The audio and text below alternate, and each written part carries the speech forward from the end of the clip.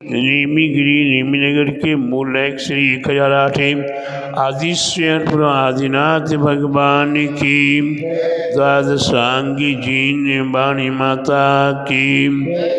आचार्य गुरु 108 परम तपस्वी परम तेशी संत शिरोमणि पंचवर्ष के जल के त्यागी स्वतंत्र सेनानी ज्ञान वृद्धि तपो वृद्धि वयो वृद्धि वात्सल्य मूर्ति आचार्य 108 नेमी सागर जी महाराज की जय।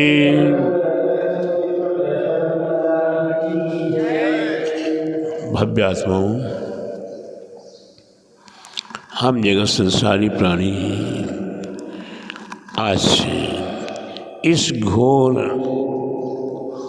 संसार में नाना प्रकार के दुखों को प्राप्त करते हुए अपने जीवन को चलाने का प्रयास कर रहे हैं। जीवन इस घोर संसार में चल रहा है। ऐसे घोर संसार में हम चारों गतियों की ओर देखते हैं। नरक गति की ओर देखते हैं तो नरक गति के सभी प्रकार के जीव एक दूसरे के प्रति ईर्ष्या की अग्नि में जल रहे हैं। एक दूसरे की मार काट में निरंतर समय व्यतीत कर रहे हैं। कैसे उनका कल्याण होगा। हमारी तत्वासुत के रचिता उमा स्वामी आचार्य महाराज ने कहा, परस्परो दीर्घ दुखा नाम। परस्पर में एक दूसरी जीव को निरंतर दुख देने का ही प्रयास रच रहे हैं और दुख दे रहे हैं। वहाँ पर अगर माँ और पुत्र दोनों की मृत्यु हो गई और दोनों वहाँ नरक में पहुँच गए तो किन्नर जाति के भी और देव हुआ करते हैं। जिन देवों को स्वर्ग में सुख मिल रहा है, लेकिन उन्हें और आनंद लेने के लिए कहाँ जा रहे, वो नरक में जा रहे हैं। नरक में जाकर माँ को कहते हैं कि ये तुम्हारा वही पुत्र है जो तुम्हारे बाल खींच खींच के तुम्हें मारना चाहता था। ये तुम्हारा वही पुत्र है जो तुम्हारे स्तन के दूध को पीने के निमित्त से तुम्हारे स्तनों को काटना चाह रहा था। और पुत्र को कहते हैं वो किन्नर देव कि ये तुम्हारी वही माँ है जो काजल के बहाने से तुम्हारी आँखों में उंगली घुसेड़ कर तुम्हारी आँखें फोड़ना चाह रही थी।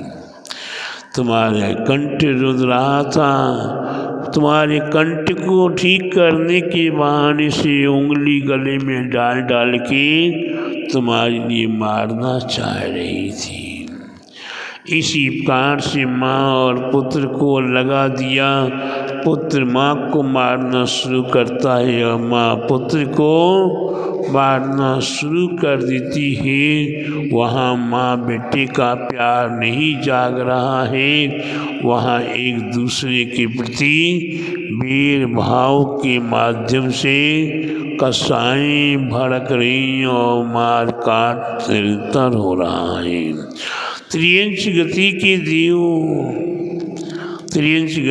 देव आप देखते हैं, गाय भैंस जानवरों के लिए कितना उनके ऊपर बोझ लादा जाता है, कितना उन्हें सताया जाता है।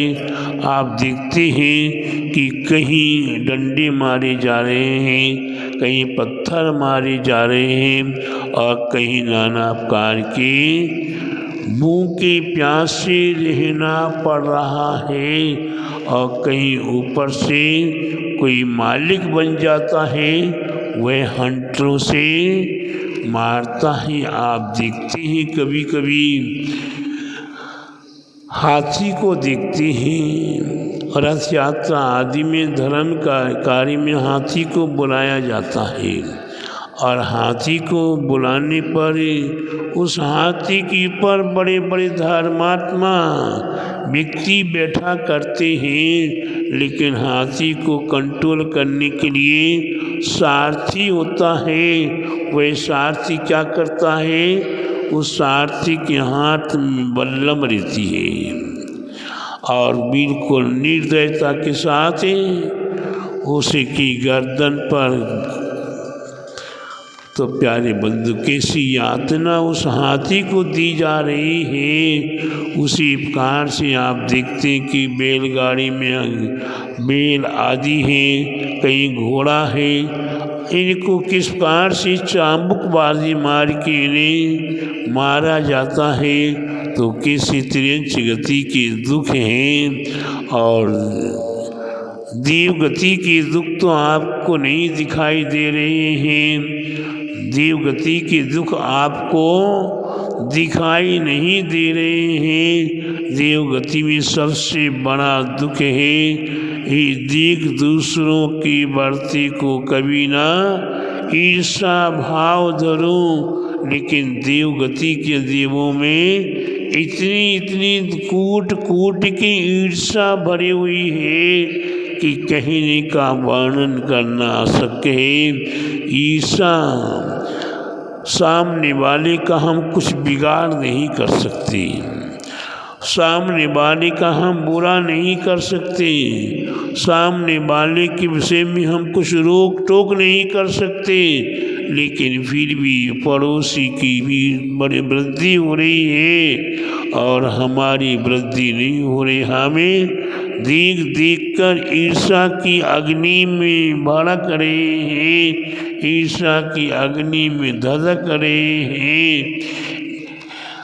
एक छोटा सा उदाहरण याद आ गया ईर्षा के विषय में। एक पड़ोसी के पास एक छोटी सी झोपड़ी थी और उसी के ठीक सामने ही एक बहुत विशाल भवन था। अब वही भवन का मालिक ही भवन की छत पे आकर कभी कभी हवा लेने के लिए खड़ा हो जाता। सामने झोपड़ी में रहने वाला अपने काम करके मेहनत करके आता और विचार करते कि देखो कितना आनंद ले रहा है, मेरे को इसका बुरा करना है, कैसे इसका बुरा हो, कैसे ये नीचे आए, कैसे झोपड़ी में आए। उसने साधना करना शुरू कर दी। साधना करते करते उसे एक देवी प्रकट हुई। देवी प्रकट होने के उपरांत वह देवी बोलती कि तुम मांगो, क्या मांगना चाहते हो। वह कहता कि जियो मेरे को एक मिले तो सामने वाले को दो होना चाहिए। मेरे को एक तकलीफ हो तो सामने वाले को दुगनी तकलीफ होनी चाहिए। अब तकलीफ देवी ने वरदान दे दिया। अब वरदान देने के उपरांत ये उसका बुरा करना चाहता तो इसका 1 रुपये का हानि तो उसका 2 रुपये का हानि। अब इसके पास से 2 पुत्र थे, उसके पास 4 पुत्र थे, इसने एक पुत्र को मार डाला। सामने वाले के 2 पुत्र मर गए। अपनी झोपड़ी जला दी, सामने वाले की दुगनी झोपड़ी जल गई, मकान जल गया। अंत में यहाँ तक हुआ कि अपनी एक आँख फोड़ दी। किस लिए? कि सामने वाले की दोनों आँखें फूट जाएं। प्यारे बंधु, ऐसी ईर्षा ये आज एक व्यक्ति की बात नहीं, ये सारे जगत में ईर्षा की अग्नि में जल रही। ये देव गति में भी ईर्षा कूट कूट के भरी हुई है और ईर्षा की अग्नि में एक दूसरे देवों के पास अवधि ज्ञान है, अवध ज्ञान में दूसरे के वैभव को देखने में लगे हुए हैं, अपने आप के वैभव को नहीं देख रहे कि हमारे पास इतना वैभव है, हम इसको भी भोगे तो पूरा नहीं भोग सकते, लेकिन फिर भी दूसरों के देख देख कर ईर्ष्या में जुड़ रहे हैं। ठीक उसी प्रकार से चतुर्थ गति में से मनुष्य गति में मैं आप लोगों से पूछूं कि आपने जन्म से लेकर अभी तक कितने दुखों को पाया है। शायद दुखों को, बंडा वालों को तो दुख होगा ही नहीं है। आप लोगों तो कोई दुख होगा नहीं है ना।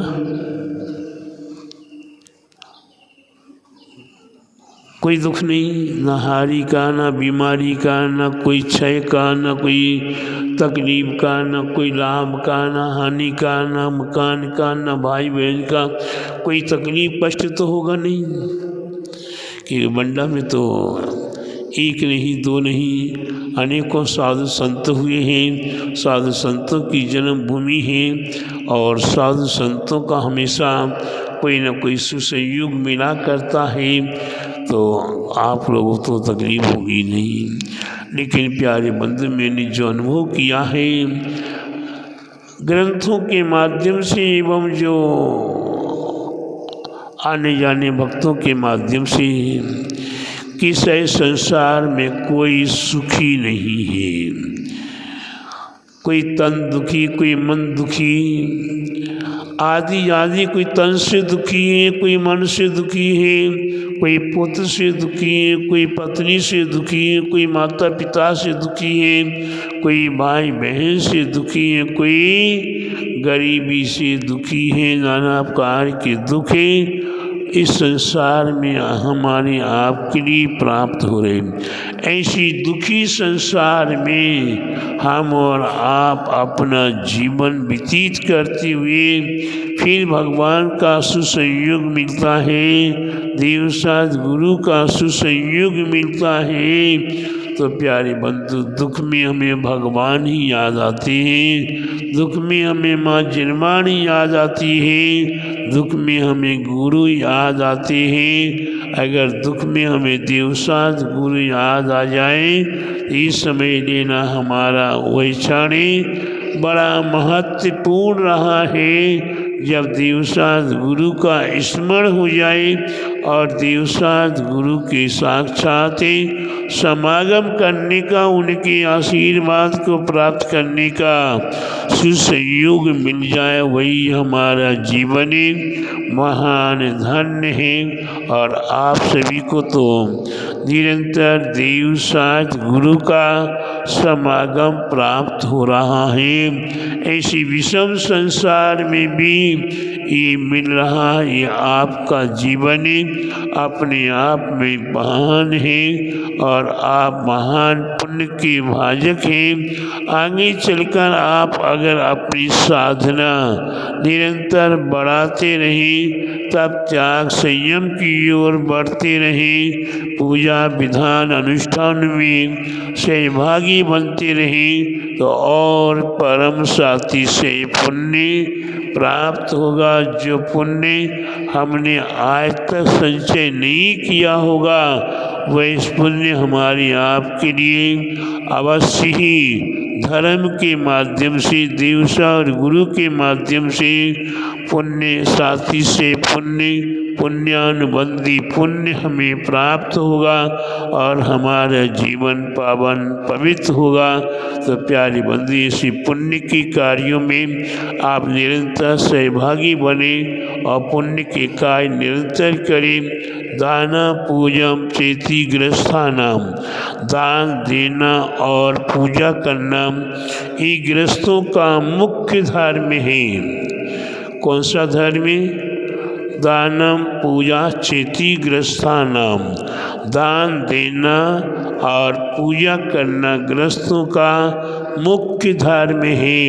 इसलिए प्रत्येक भव्यात्माओं को अपने भोजन करने से पहले चाहे एक गिलास भोजन ही क्यों ना हो, रोटी का एक टुकड़ा ही क्यों ना हो, आपके पास कुछ नहीं हो, आपके पास लाखों करोड़ों की संपत्ति नहीं हो, फिर भी आप पेट तो भर रहे हैं।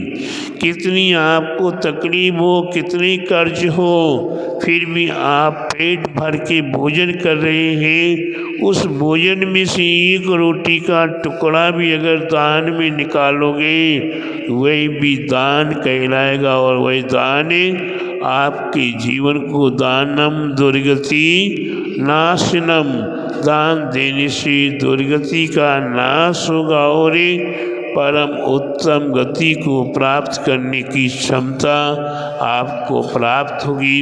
इसलिए प्रत्येक भव्य आत्माएं अपने जीवन को सार्थक करने के लिए ये धर्म, ये दान, ये पूजा, ये अनुष्ठान, ये पंच कल्याण के आदि आदि आप करते हुए अपने जीवन को सार्थक करें। और जहाँ हम निवास करते हैं, जहाँ हम रहते हैं, वहाँ विशेष दान पुण्य किया जाता।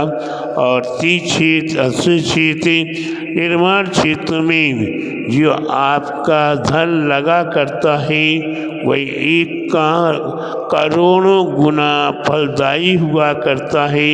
इसलिए प्रत्येक भव्य आत्माएं ऐसे क्षेत्रों पर भी अपना दान पुण्य करते हुए अपने जीवन को सार्थक करें, अपने जीवन को महान बनाएं।